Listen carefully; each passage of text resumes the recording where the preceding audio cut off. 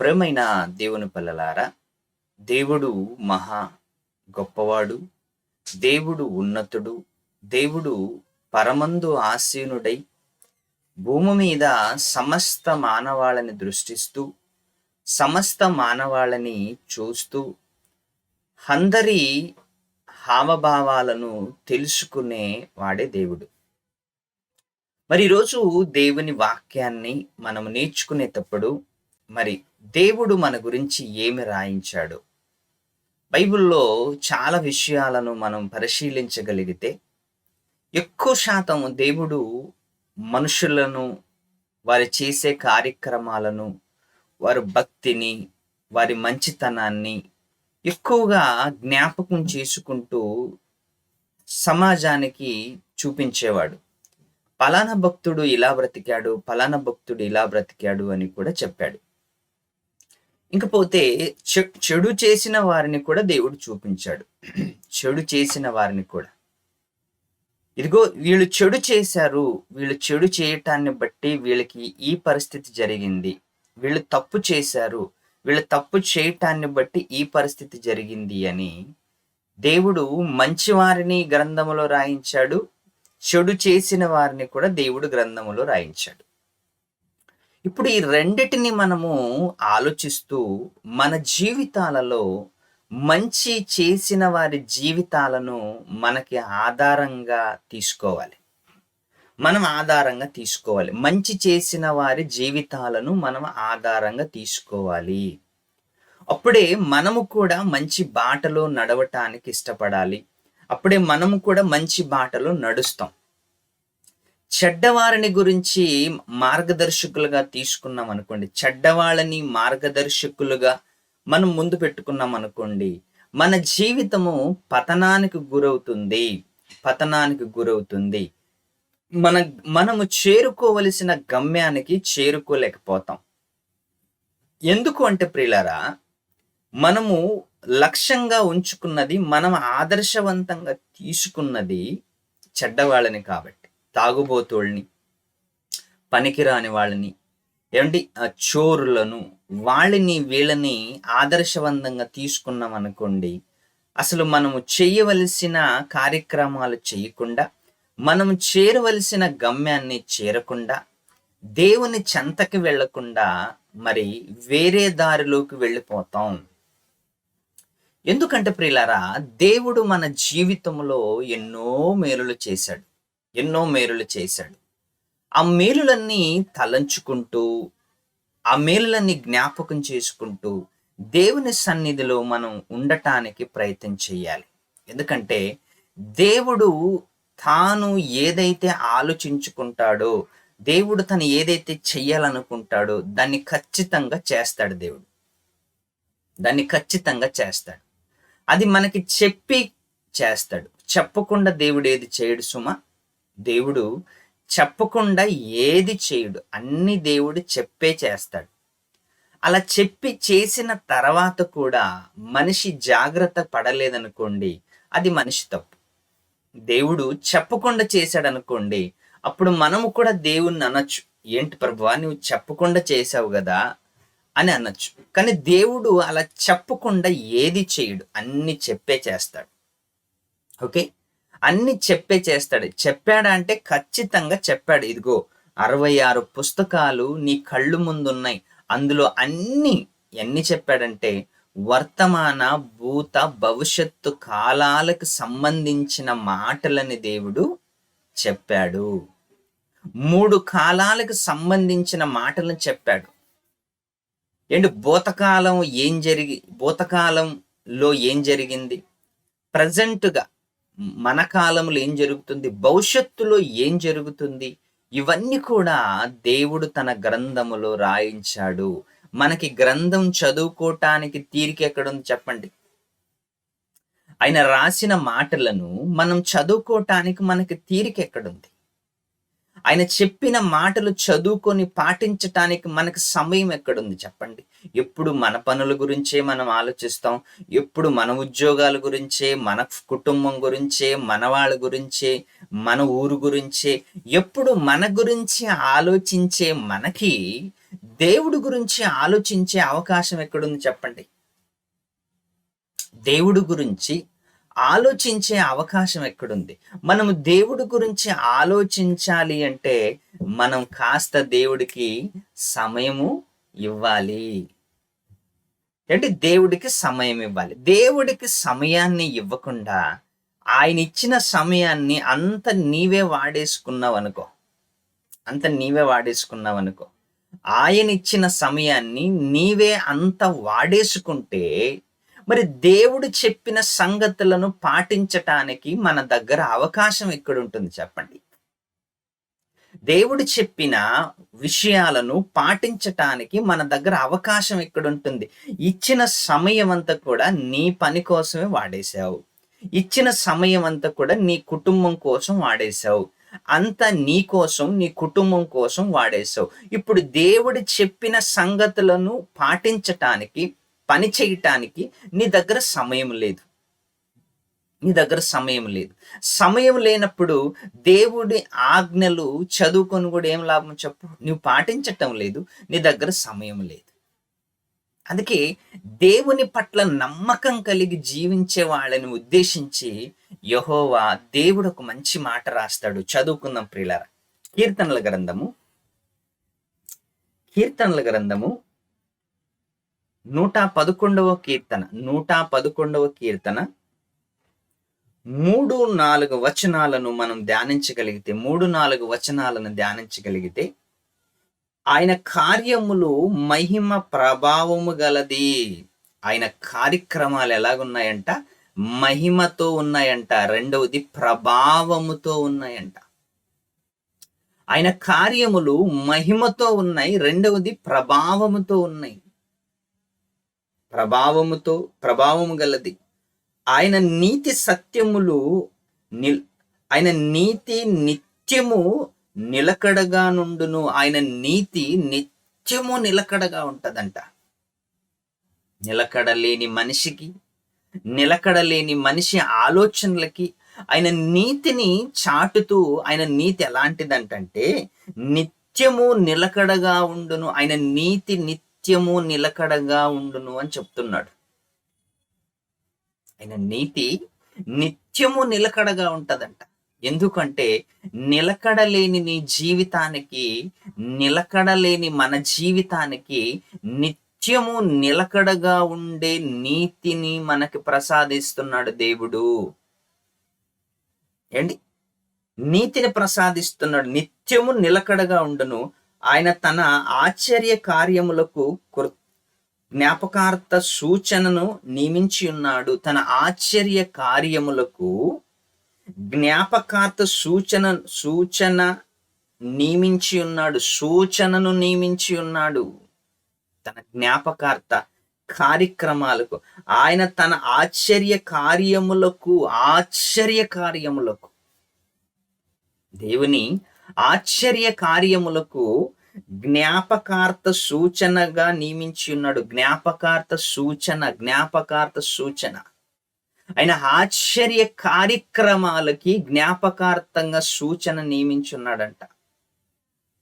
ఆశ్చర్య కార్యక్రమాలు, దేవుడు చేసే ప్రతి ఆశ్చర్య కార్యక్రమాలను మనం ఏం చేసుకోవాలంట?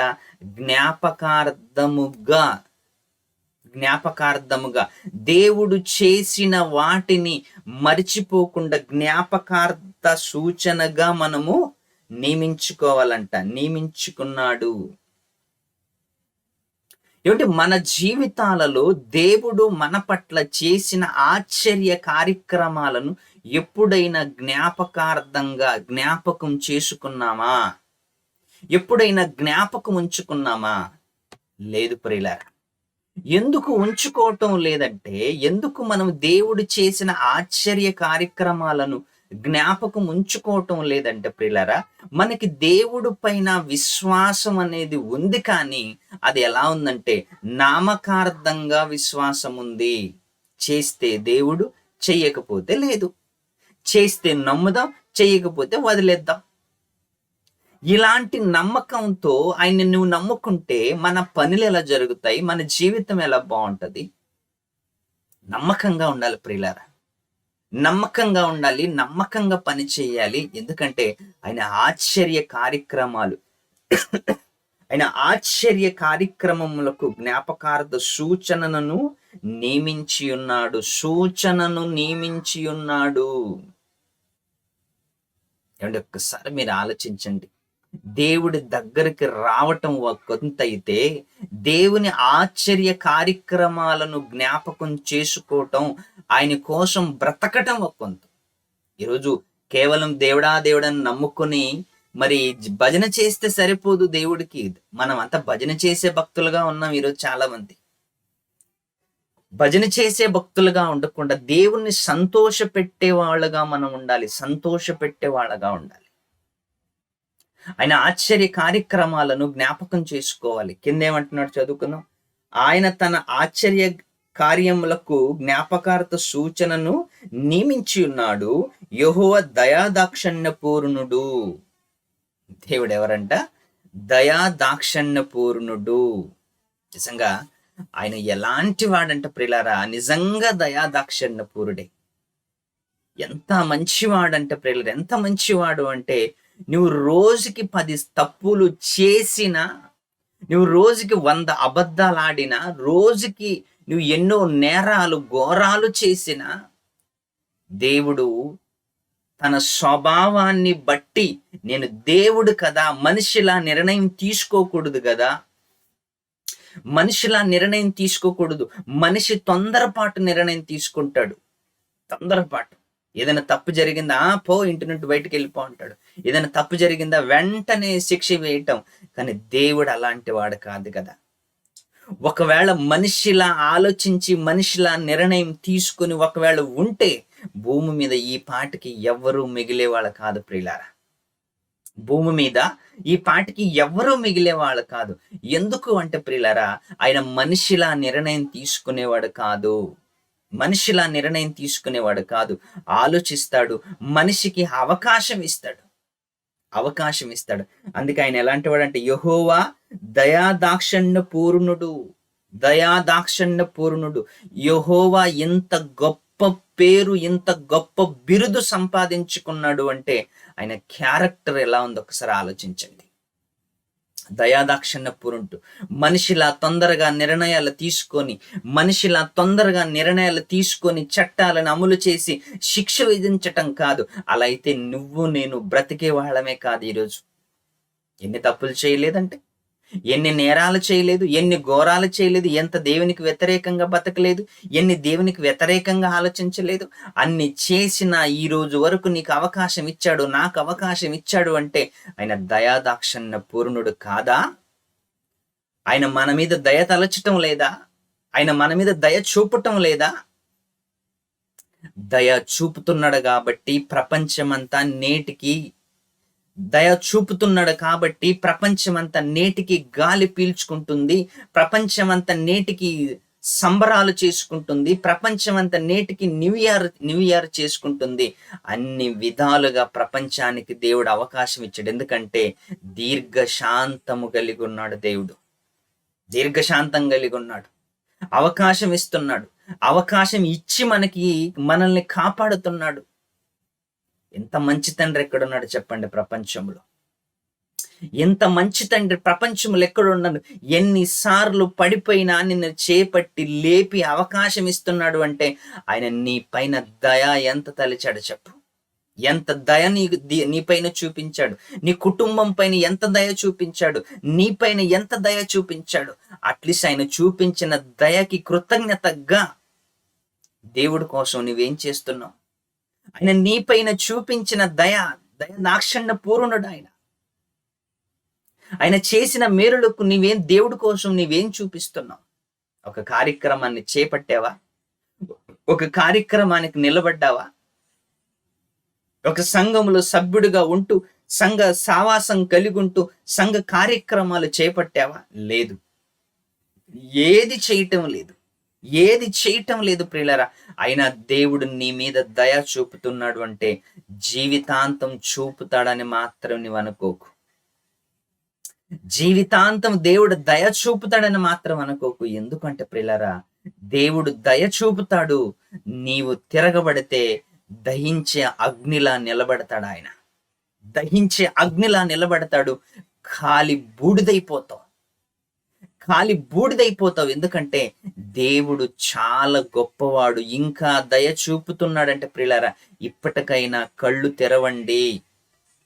నేరాలు, ఘోరాలు, పాపాలు చేయటం మానివేసి ప్రభు వైపుకు మళ్ళండి. ప్రభు రక్తములో కడగబడండి, బాప్తీసం తీసుకోండి, యేసే లోక రక్షకుడని నమ్ముకొని ఆయన అడుగుజాడులను నడవండి ప్రియులారా. ఇంకా దేవుడు అవకాశం ఇచ్చిన సరిచేసుకోలేని జీవితాలు ఒకవేళ మనవైతే సరిచేసుకుందాం, సరిచేసుకొని దేవుడి కోసం బ్రతుకుదాం. కింద ఏమంటున్నాడు ఆయన, యెహోవా దయాదాక్షిణ్య పూర్ణుడు, తన యందు భయభక్తులు గల వారికి, తన యందు భయభక్తుల గల వారికి ఆయన ఆహారం ఇచ్చి ఉన్నాడు. ఏమంటే ఆహారం ఇచ్చి ఉన్నాడు అంటే ఒక్కసారి మీరు ఆలోచించండి. ఎలాంటి వాడంట? తన యందు భయభక్తులు గల వారికి ఆయన ఆహారం ఇచ్చి ఉన్నాడట. ఆహారం ఇచ్చి ఉన్నాడు. ఏమంటే భయభక్తులు గలవారికి దేవుడు ఆహారం ఇచ్చి ఉన్నాడు అంటే నిజంగా దేవుడు భయభక్తులు గలవారికి ఆహారం ఇస్తున్నాడంటే భయము భక్తి లేని వారికి ఉపవాసం పెడతాడా? ఏంటి భయభక్తులు గలవారికి ఆహారం ఇస్తున్నాడు అంటే భయము భక్తి లేని వాళ్ళకి మరి ఆహారం ఇవ్వటం లేదా?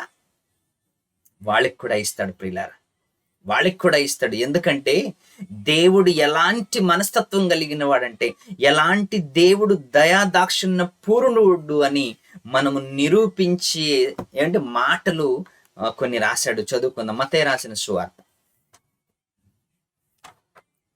5వ అధ్యాయం. మత్తయి రాసిన సువార్త 5వ అధ్యాయం 45వ వచనంలో ఒక మంచి మాట. దేవుడు ఎంత దయాదాక్షిణ్య పూర్ణుడో, దేవుడు మనుషుల పైన, చెడ్డవారి పైన, మంచివారి పైన ఎలా దయ చూపుతున్నాడో మనం ఒకసారి చదువుకుందాం. మత్తయి రాసిన సువార్త 5వ అధ్యాయం 45వ వచనం. ఆయన చెడ్డవారి మీదను మంచివారి మీదను, ఆయన చెడ్డవారి మీదను మంచివారి మీదను తన సూర్యుని ఉదయింపజేసి, తన సూర్యుని, సూర్యుడు నీది కాదు, దేవుడు చేసినది. చంద్రుడు నీది కాదు, దేవుడు తయారు చేసినది. గాలి నీది కాదు, భూమి నీది కాదు, ఈ విశ్వమే నీది కాదు, దేవుడు తయారు చేసినది.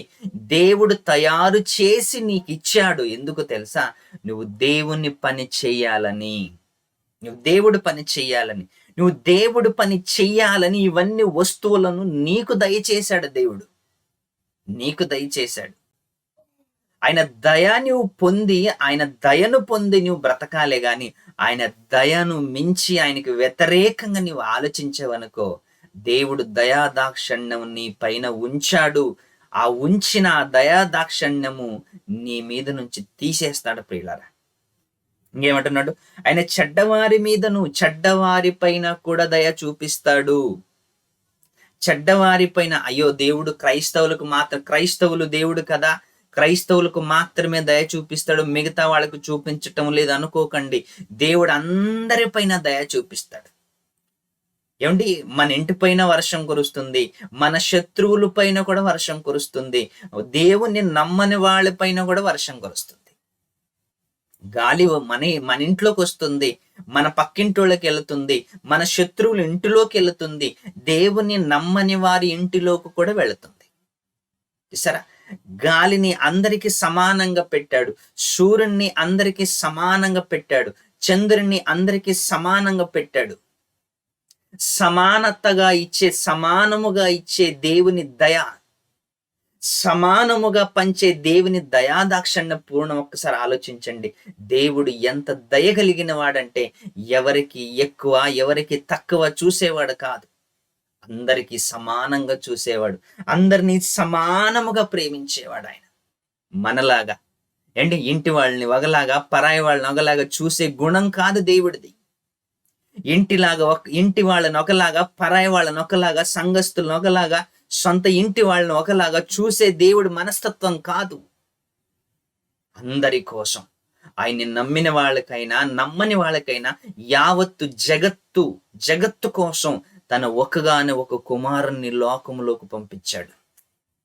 ఒక్కగానే ఒక కుమారుణ్ణి, సొంత కుమారుణ్ణి, తప్పు చేసిన వాళ్ళపైన, మంచి వాళ్ళకైనా చెడ్డ వాళ్ళకైనా అందరూ క్రీస్తుని నమ్ముకోవాలి అని పాపము చేసిన వాళ్ళందరికీ, వీళ్ళ పాపం చేశారు వీళ్ళని శిక్షించాలి, వీళ్ళ పాపం చేశారు వీళ్ళని శిక్షించాలని దేవుడు నిర్ణయం తీసుకోలేదు కదా. మనలాగా మనం తప్పు చేస్తే వెంటనే శిక్షిస్తాం, అది మన నైజం, మన ఆలోచన.